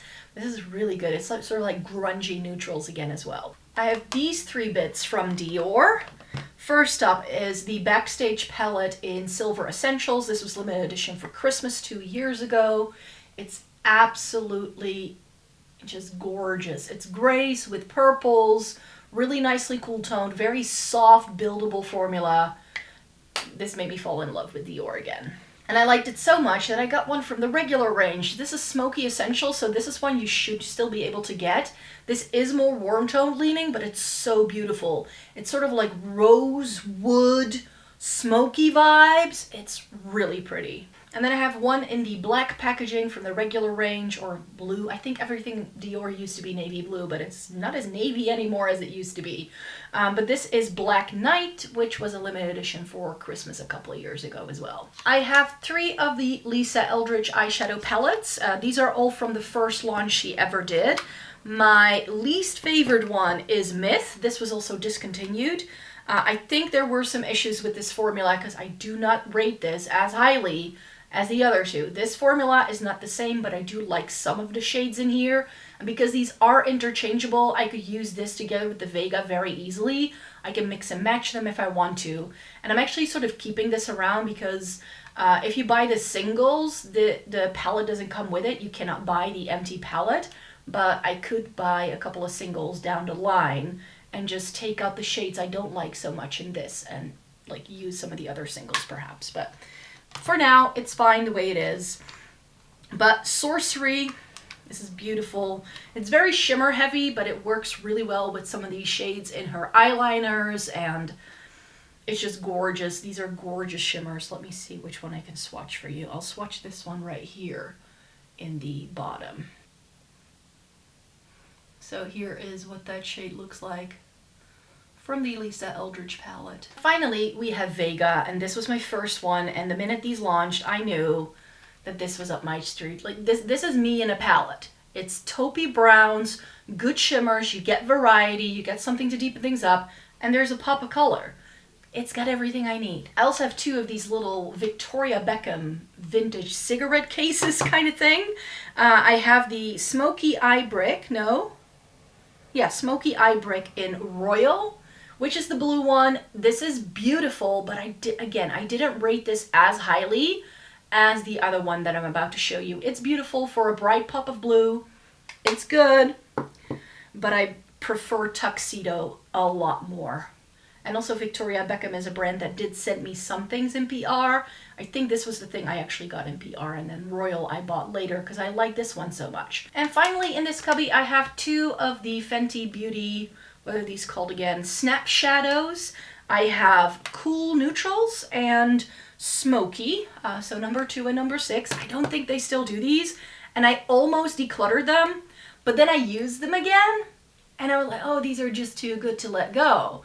I like this. It's very soft and satin heavy, so it's not what most people in the beauty community like, but this works so well. This is the Cool Neutrals, and I very often use it together with Smoky because they complement each other really, really well, so that's why I got 2 of them. This has the deep shades the other one is missing, and the other one has the light shades that this one is missing. You know what? I'll do these little cubbies first because that's easiest. In here, I don't have that much going on. I've got Viseart in here, some Girl Cult, and the new Catrice little guy. So these are the new Catrice Diamond Treasures. I still have to try this a bit more, but it's cream to powder. It's more like a ColourPop Super Shock kind of formula.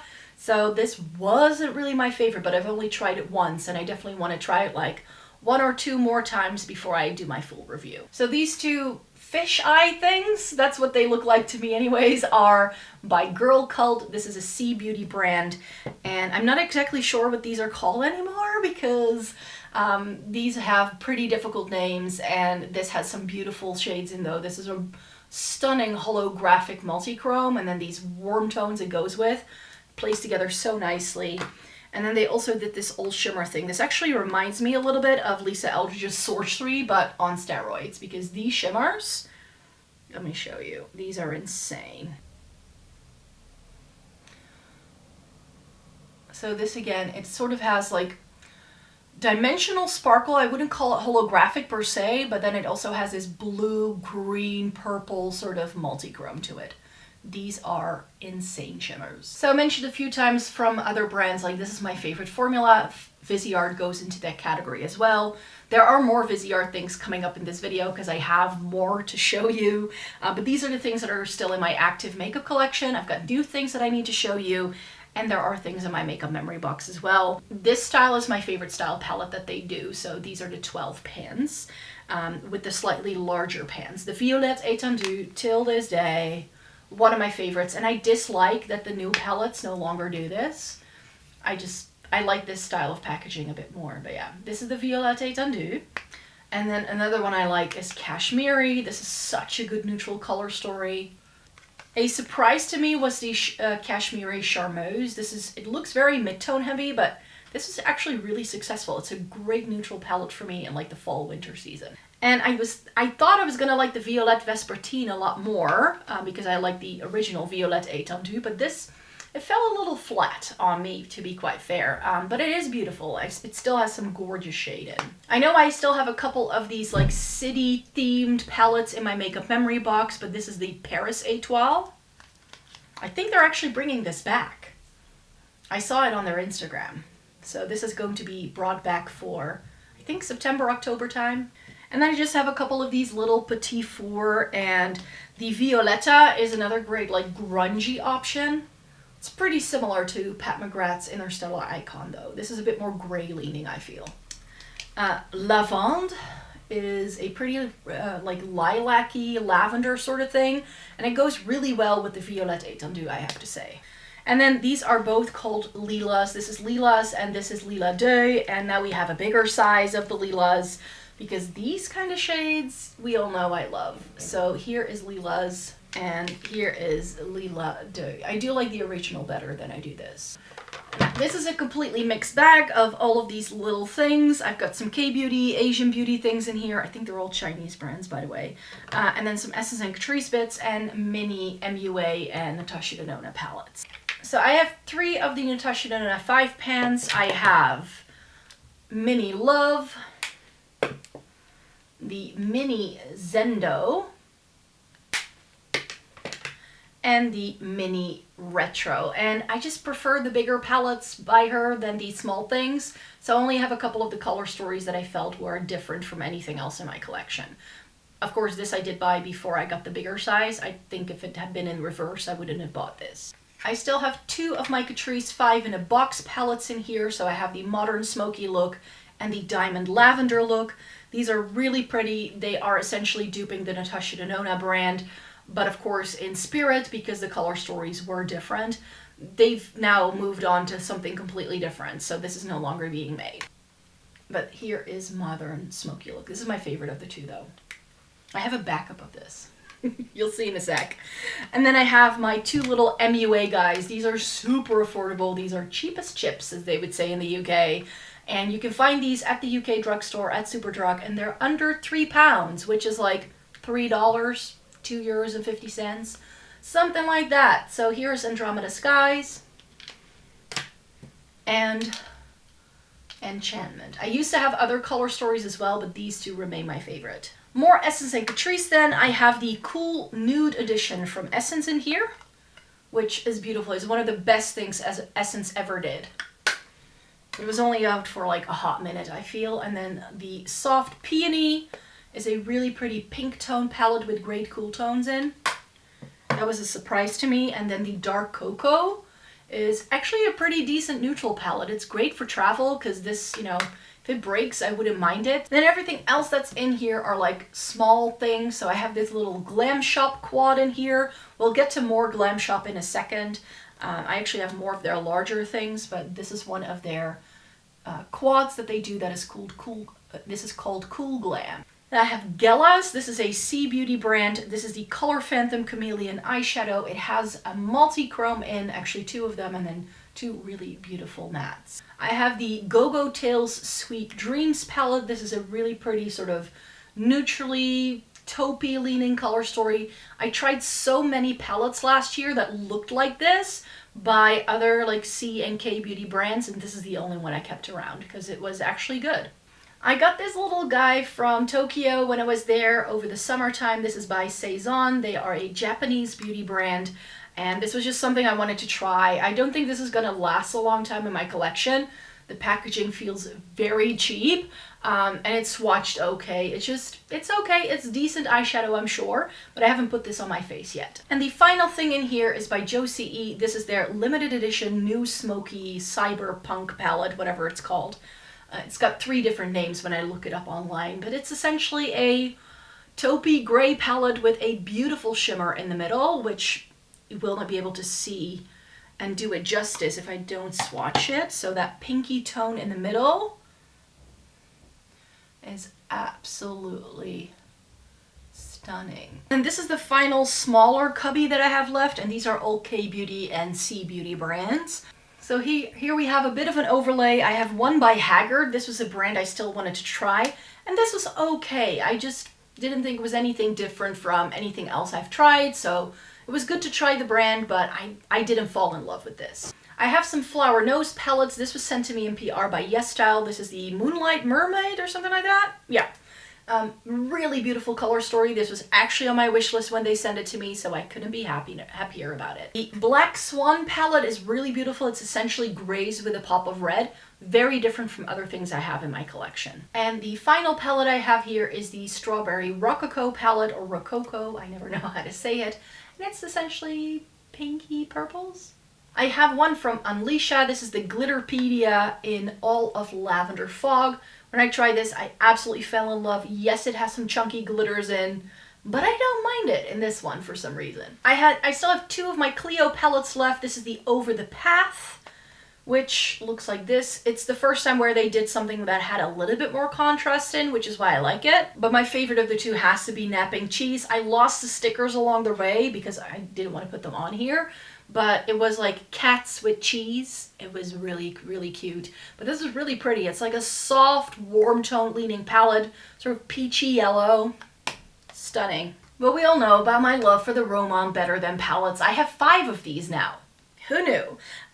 Mahogany Garden is my favorite warm tone palette that they do, so that's why I picked that up. This also has the most shimmer options of all of these. Dreamy Lilac Garden is softer, very nicely muted shades. It's a little bit of cool tone with a little bit like neutrally warm.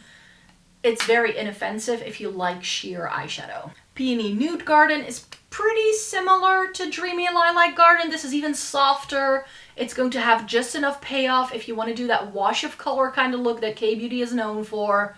This is excellent. The very good cool toned option they do is all matte, so I don't love that about it, but it has the perfect undertones. You get gray tones in here. Some of them are a little bit plummy purple leaning, and then others are more brown.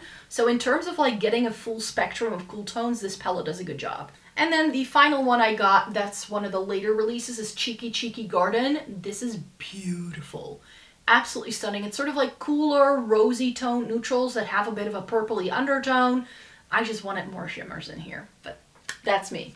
Moving this out of the way then, because this is the first bigger cubby. I have 2 of these larger ones in this drawer, and there I keep mainly drugstore things. But the drugstore hasn't been doing loads of really good palettes, so it's a bit of a mixed bag by now. And this is still living in the back because it's too big to go anywhere else. It's the Beauty Bay Smoky palette. This is the 42 color palette. The 16 color palette is right here, so that's why I was like, I'll rope this one in right now. So here's the 42 one. I think this is such a beautiful cool tone color story. Again, like the Romance palette, this is every undertone of a cool tone neutral that you could ever want. It goes a bit navy and purple even in here, and even some of these like shades down here have a slight green undertone. I don't see a lot of brands do that, and especially not at this price point. If you're looking for affordable makeup that's high quality and that does, like, because they don't just do this smoky lineup, they do bright things, they do neutral things, they do warm tone things, whatever floats your boat.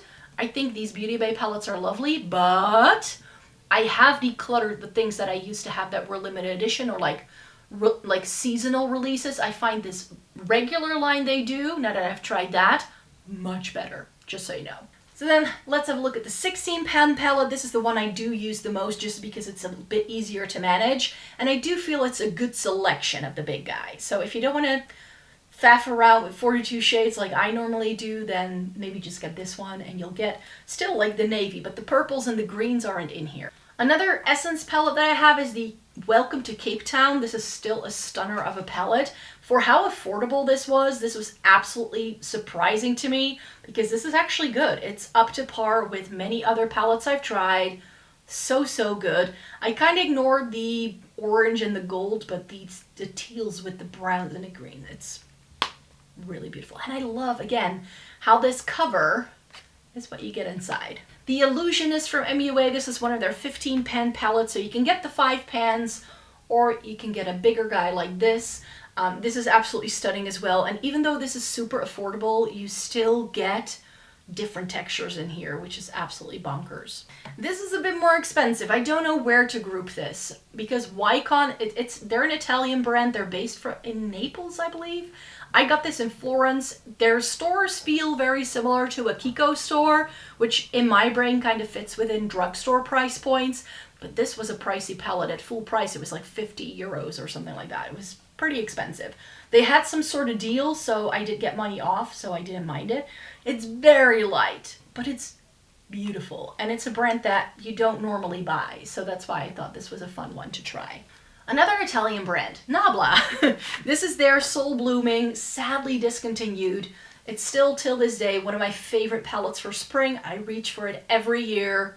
Love this thing. The peaches, the periwinkles. If you've been with the channel, you know about my obsession with the Falling Colors by Catrice, to the point where when I found it again on Amazon, I put it in another giveaway a year later. I was that obsessed with this palette, and I just felt more people had to know about it. This was limited edition. You can no longer get this, but boy, is she pretty. This is one of the best palettes Catrice ever did. I have my 3 Glamlight palettes in here, because for like an indie brand, Glamlight is affordable, but ever since they did these, I feel they've been falling off. Like, I haven't really seen anything new from them in a while. I don't know what's going on with the brand. But the Ghostface Lives palette, if you're looking for a good monochromatic, like, gray palette, this is absolutely stunning.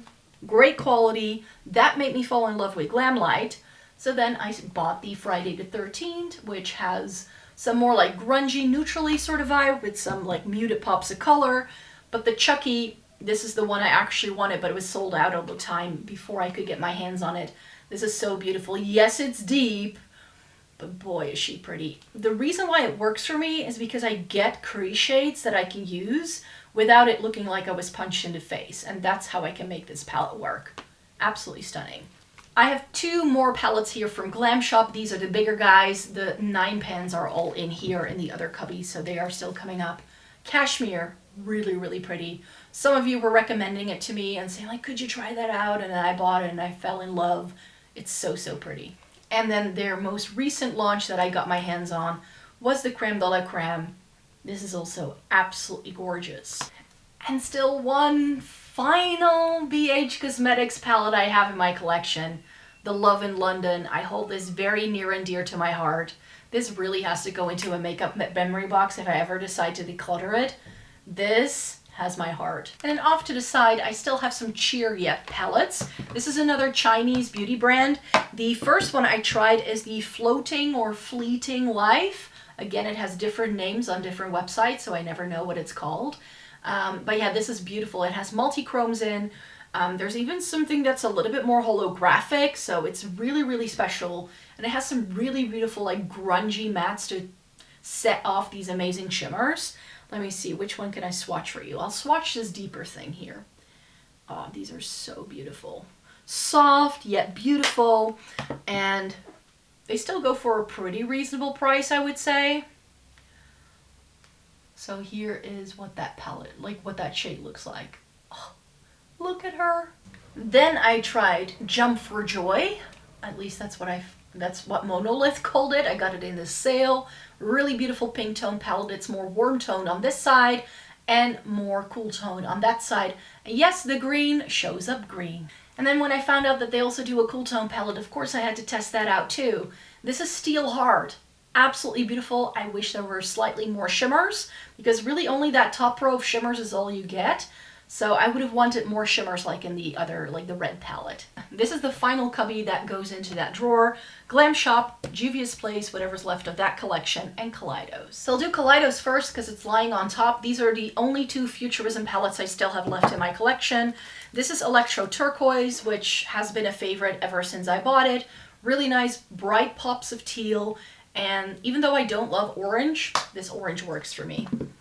And then Sashimi City, which I didn't think I was going to pull it when I decluttered it last year, but then I was going through my declutter pile to give it away to people, and I was like, I can't get rid of that, so I didn't get rid of it. I have the Angelica Nukvist collab that she did with Kaleidos all those years ago, the Kleb Nebula. I think this is a pretty coveted eyeshadow palette, actually. In terms of like makeup collections go, I think this is one that a lot of people would have wanted to get their hands on. She's beautiful. And then I just have all 6 of the 4 pans that they do. So they first launched these lacy things. So here is Cold Brew and Black Jasmine. And then they did the ones with like the blue. This is Glowing Iris, which is the bright pop of Periwinkle. And this is Flowing Haze, which is the more muted option. But what I like about these Kaleidos quads is that if you have all 6 like I do, you can mix and match them really easily. So here is Twilight Rush, which is the purpley, deeper tone one in this collection. And then we have Venus Trap, which is one of the best cool toned quads. Like if you just want to dip your toes into cool tones and you don't want to spend your money on a full palette, then this is a great way to test it out. Next up is Juvia's Place. And now you might be wondering, but Micah, this is a ColourPop palette. No, they are Juvia's Place shades that I depotted that are in here. These are shades from the Magic, from the Masquerade, and the Royal Nubian, I think it was called. It's a beautiful palette. I've actually played with it by itself, and there's a reason why these were some of my favorite shades from those palettes. The Nomad, such an oldie but a goodie, but lovely color story till this day. I can't wait to bust this out for fall. Saharan 2 by Juvia's Place is absolutely stunning. It's warm tones with a pop of blue. A lot of palettes around that were released around the time that this came out did the same thing. But for me, this was excellent, and I've kept this one around as, you know, to have that sort of idea. The Tribe. This was discontinued such a long time ago, but till this day, I really like it. I actually went back to it and played around with it again this year. And the Deuce. Really beautiful, sort of like ice cream colors to me, and I just still enjoy this palette. I did declutter a lot of the other Juvia's Place palettes that I had over time. And the final 5 palettes in this little cubby are the Glam Shop palettes that are 9 pans. I have Simna Mocha, which is one of my favorites. I keep showing you this. It was sadly discontinued. That's the downside to Glam Shop, is that all of their palettes are limited edition. I have Coco Sanka, which is one of the first things I ever bought from the brand. This is absolutely stunning. I've got some green things from them as well. This is a really pretty color story too. Again, sort of like a grungy take on a green palette, I would say. Let me show you the Glam Shop formula as well, so that you know, like, you can see why I'm obsessed with this, you could say. And this is one of their older palettes, so they actually do flakier and other things as well. Here are those 2 shades. Look at how stunning these are. My favorite green tone palette by them is this one. It translates to Nice Weeds, and it's so pretty. It's, again, these greens are a little bit more like gray toned. It does have some warmth, but you can avoid it if you want to. And finally, their blue palette, the Nibiski, which is sadly discontinued because it came out like 5 years ago, but again, beautiful. There's a reason why I still have these green and blue color stories because they're just excellent. So I promised I would show you the new in bits as well. So that's what we're going to be doing next. So these are things that are currently in my Shop My Stash to be testing out for you guys. And I'm going to be updating you on my thoughts really soon. And then I have a little stack here that are new in bits that I haven't even swatched yet. So I just want to show you real quickly, then that way you have a bit of a sneak peek into my monthly haul that's coming up. So the thing that's in my Shop My Stash currently was sent to me by YESSTYLE. This is the Flower Nose Strawberry Cupid collection, and it's this really pretty pink tone palette. And then I think it was Memorial Day weekend that Viseart had a massive sale up on their official website, and I decided to snap up a couple of palettes. The Viseart Cool Original, this is the Petite Mattes, and this is the petite version of the original Cool Mattes palette that they used to do. So this still has the older style packaging, and spoiler alert, I like this better than the other Cool Mattes I tried before. So this is the new style packaging, so it still has that rib, but you just open it like this, and then it has this sleeve. So this is the Ceraneuse Étendue, and this is really pretty. I already played with this. This could be one of my new favorite neutral palettes for the future. And this is the one that is in a giveaway, which you can still enter today if you want. Today is the final day for a chance to win this palette and a couple of extra bits that I picked up for you guys while I was in Japan. So here is what the Paris Rêverie palette looks like. Really beautiful, very muted when I tested it out. So especially if you like light things, this is a good one. And then the reason why I wanted to place the order, the Lilas, what's this called again? The Lilas Étendue eyeshadow palette. So this is the big version of the Petit Four I already showed you. And you can see that it fits that bill a lot. I feel like these two shades look very similar to things we're getting in the Lila Deux.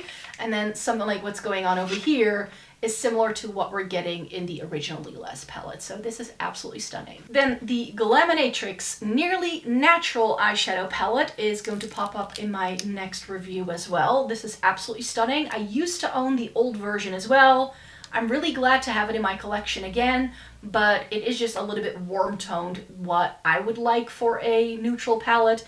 And this, as well as the other three palettes, were sent to me in PR by Monolith. And then the Timeless Tones from Glaminatrix.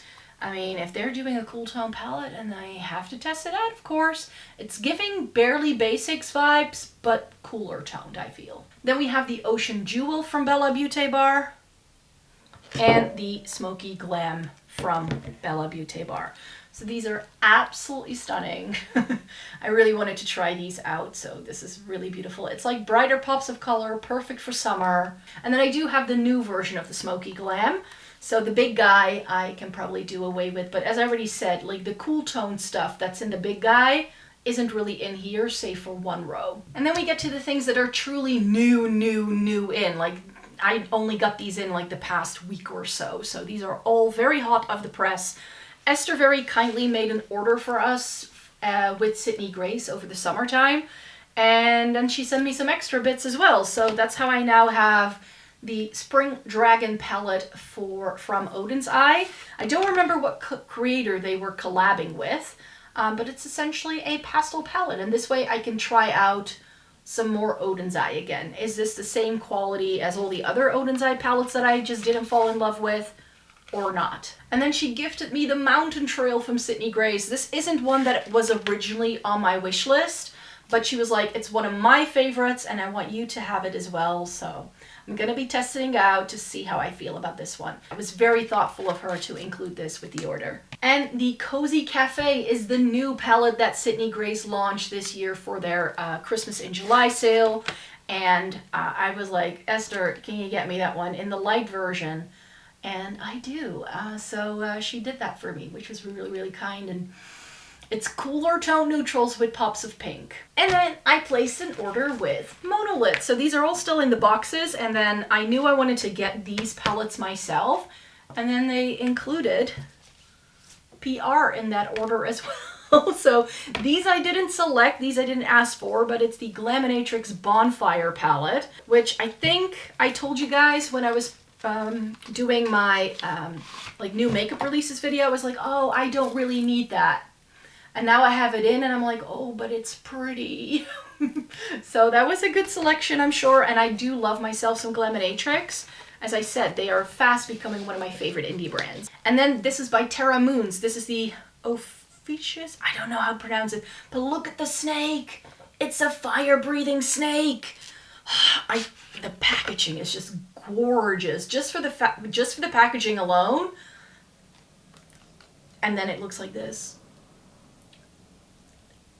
Fall is calling my name. This is such a good fall color story. I can't wait to play with these. Of course, who do you think I am? You know I love a cool tone. When Cosmic Beauty announced the smaller palette and it came to Monolith, I knew I had to get it. So I did pay for this with my own money because I would be crazy not to.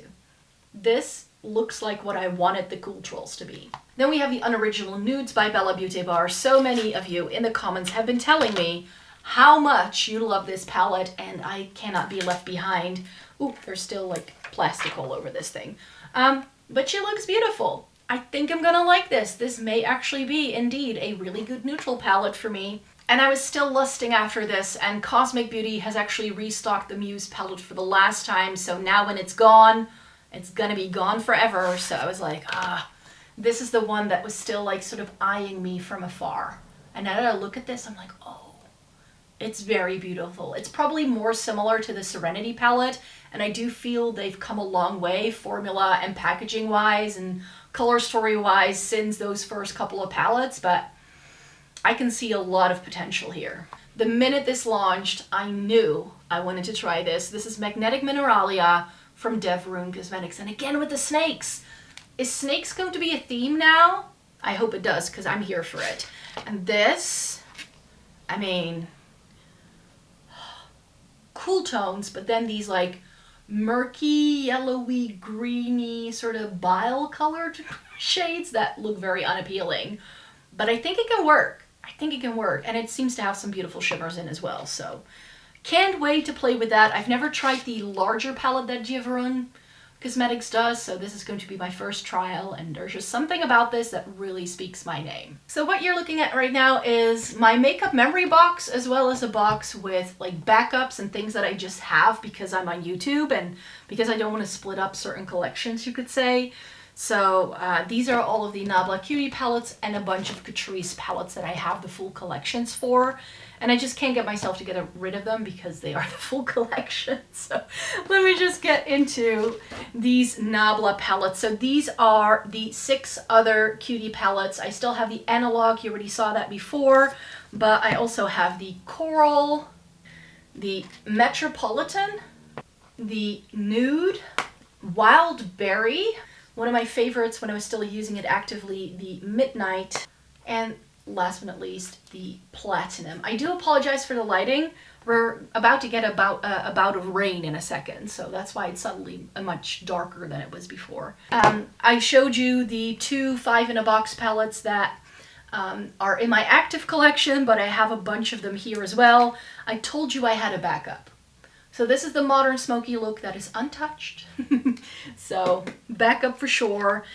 Here we have, I think this is Warm Spice look. Yeah, this is Warm Spice look. Elegant Cocky look. Vivid Burgundy look. Blue Smoky look. Soft Rose look. And Golden Nude look. And the reason why I have these Catrice collections isn't just because I have other palettes in the collection or I have all of them, but also because Catrice palettes can actually be a bit wishy-washy in terms of quality. So you never know what you're gonna get. So that's why I have these also like for reference. So I can always discuss that because I don't wanna have to go out and buy even more Catrice palettes just to make that point. Here's the other one. This is what they changed it into, and then they never continued the range, but this is the Wow in a Box, and this is called Peach Perfect. Yeah, Peach Perfect. Also in here are all of these Pro Slim palettes. So again, I have the newer editions that they changed it into, and then I have the original ones that they used to do, which were very wishy-washy in quality. So it really depends on which one you buy, what quality you're getting. Safari Fever, this is beautiful, but it's too similar to one of the other ones. We have Blooming Bliss and Coral Crush. One of my personal favorites from the line was Natural Spirit. Next Gen Nudes was one of the first ones they did, and it's actually wonderful. Hint of Mint, also a beautiful palette. Blushing Ocean, so you can see that there's like subtle changes to the packaging over time because this was another later one. This is the one that I kept in my collection for the longest because it had the most unique color story. This is Vintage Soul. Before you think, that's not very unique, these burgundy tones were actually really stunning, and both of these had a green undertone. I've never seen another brand do anything like this. If I ever get rid of all of these, this is the one that's going to go into this big guy here, the Makeup Memory Box. Then we have Neon Earth. This was another good one, but very warm toned, so not necessarily my vibe. And then the ones that weren't that good, Desert Romance. And these two were actually just trash. Peach Origin wasn't good at all. And Lavender Breeze wasn't good at all either, so that was a bit of a shame. And those are actually the two that most people tried when these came out. More backups, these two.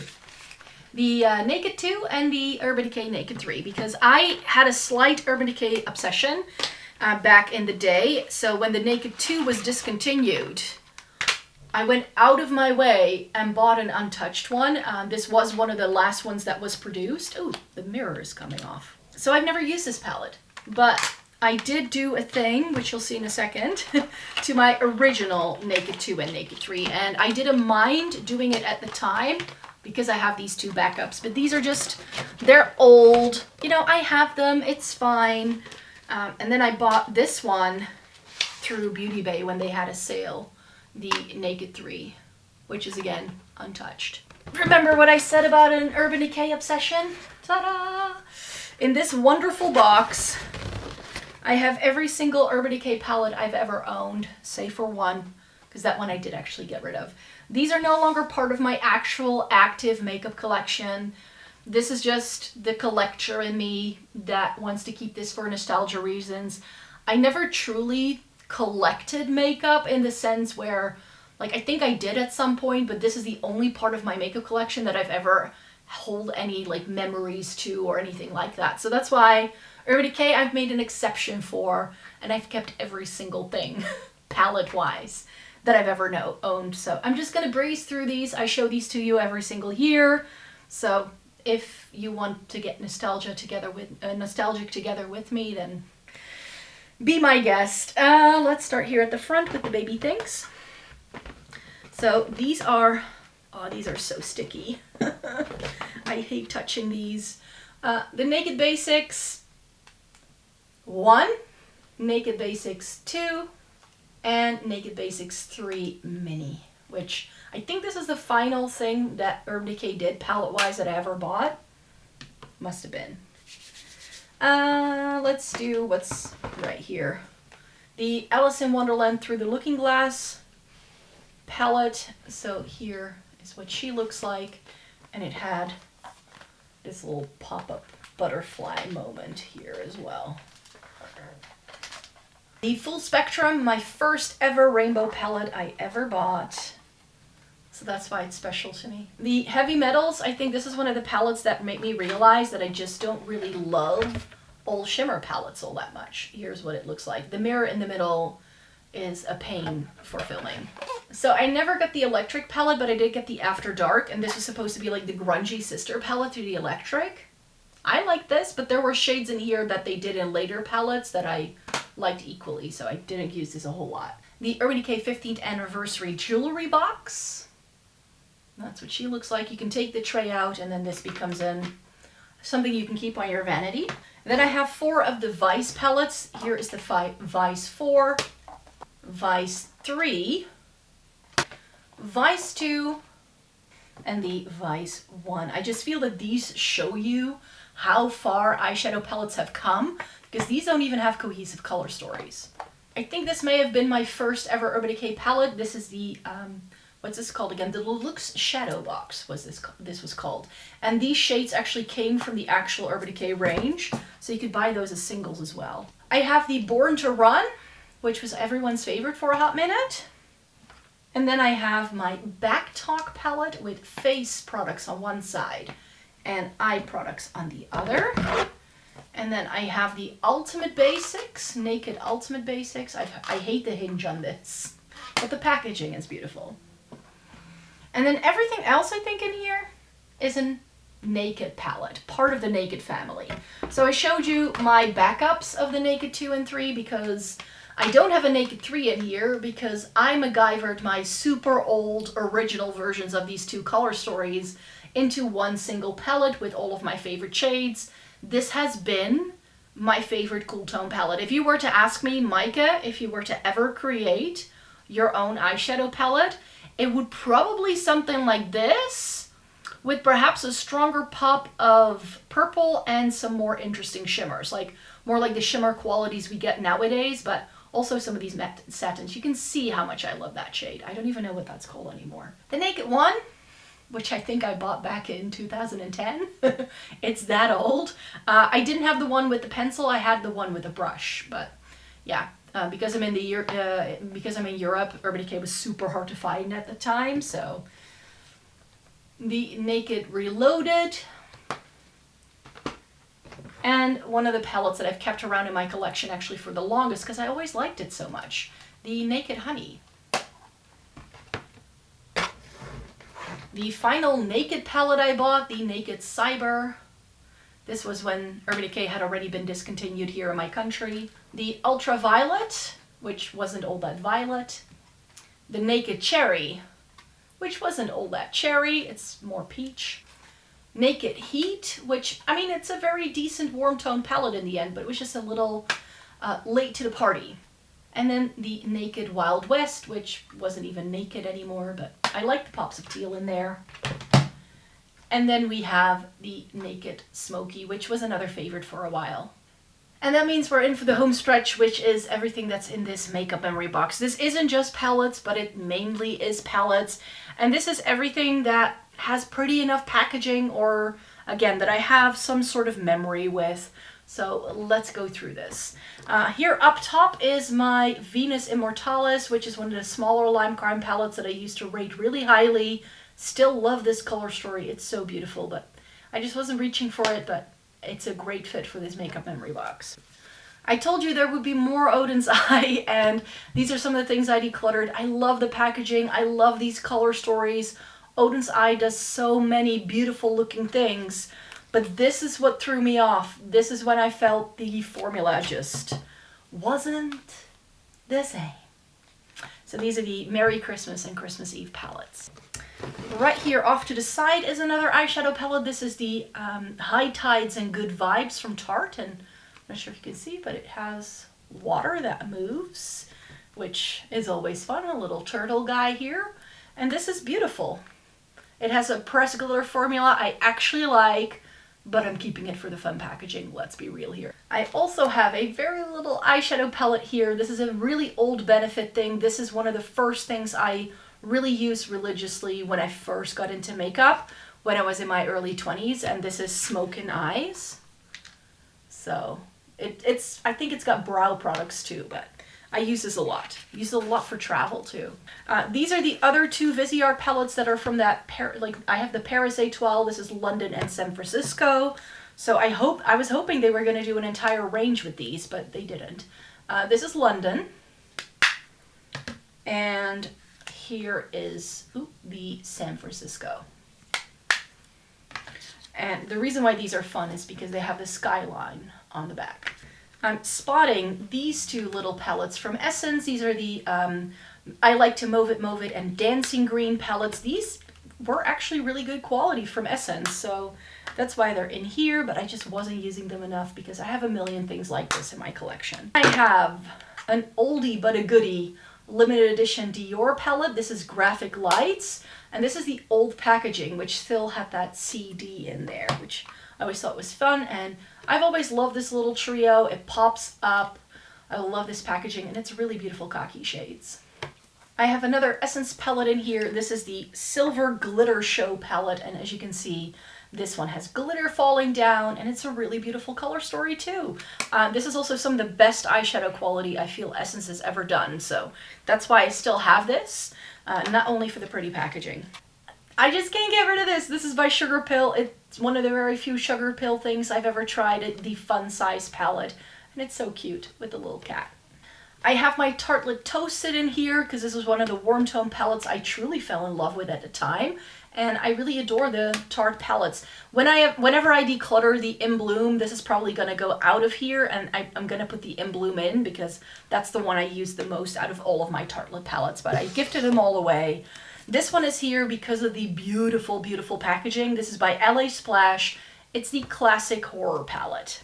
Of course, it's the wrong way round, but the sleeve is different. We have these zombie ladies front and back, holographic inside, and then a beautiful grungy rainbow. So I used to have an entire collection of sleek eyeshadow palettes. This is the Au Naturel. I kept one, and this was my Naked 2 before I ever owned a Naked 2. This is really old. I must have bought this like back in 2009 or something. It's been a while. Then I just keep these in here because they have pretty packaging. These are by K-beauty. It's the Adventure palette. These are gaming inspired. And the Victory palette, that's the last one I got. It's really beautiful warm tones with a pop of teal. And then I have the Fantasy palette in here too, which is it's pastels. We all know the love affair I used to have with my white chocolate bar by Too Faced. It's the only Too Faced palette I still have. This is so beautiful, but I realized when I was using it again last January, it was getting too old, so I had to retire it, but this is not going anywhere. I love this thing to pieces till this day. Melt Waiting Room. I always kept it in the box because I've never liked the outer packaging of this. And now I'm glad that I did because this is such a collector's item from the Beetlejuice collection. Absolutely stunning. It's the only melt palette I've ever decluttered. Another brand I used to have an entire collection from, The Balm, and this is the only one I've kept, the Nude Tude, because this does have some special memories attached to how I got my hands on this. I bought this for like €2 or €3 on a trip some time ago. Another oldie but a goodie, the Kat Von D Monarch palette. Again, this was such a good palette at the time, but I wasn't using this enough. It has warm tones, like rosy tones and neutrals, all in one palette, so it's still what I like, but this is no longer something I would want to use. And then in here, I also have my Lorac Pro 3, together with the Naked 2 and the Naked 3. This used to be one of my favorite neutral palettes. This also got too old. I used to have a bunch of Lorac Pro palettes, but this is the only one that's truly sort of stood the test of time for me. So everything else that's left is special edition Disney collabs that were done with Essence and Catrice. I used to do loads of videos with these, but the quality of the products was just never what I wanted it to be, so I've kept my favorite palette from every single collection as a bit of a memory, but they very often did like 6 palettes in every collection, so it was a bit much to be hanging on to everything. But this is the Belle palette from one of those collections that Catrice did. The Essence Dumbo palette, this was beautiful, such a good light, cool tone color story. The Ursula palette, they did several Ursula palettes over time, but this one was my favorite of the ones. This one is actually good quality. Like some of these were just so wishy-washy, but this is the Lady palette, and it's very warm toned, but this was actually really good. One of the very first collections they did was with princesses, and this is one that I think I actually got these through a friend in Germany because they didn't do them everywhere, but this is the Little Mermaid palette, and I love how every single shade in here is a character in the movie. Then they did this Jasmine palette one year, which is beautiful as well, but it's very cool toned, but it was pretty decent quality. And then we have the Ursula palette from Catrice. This wasn't that good. This entire collection wasn't that good, but this was my favorite color story out of the ones, and I love Ursula. She's one of my favorite Disney villains.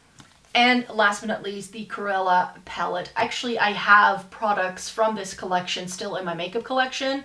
The highlighters that they did as part of this collection were excellent.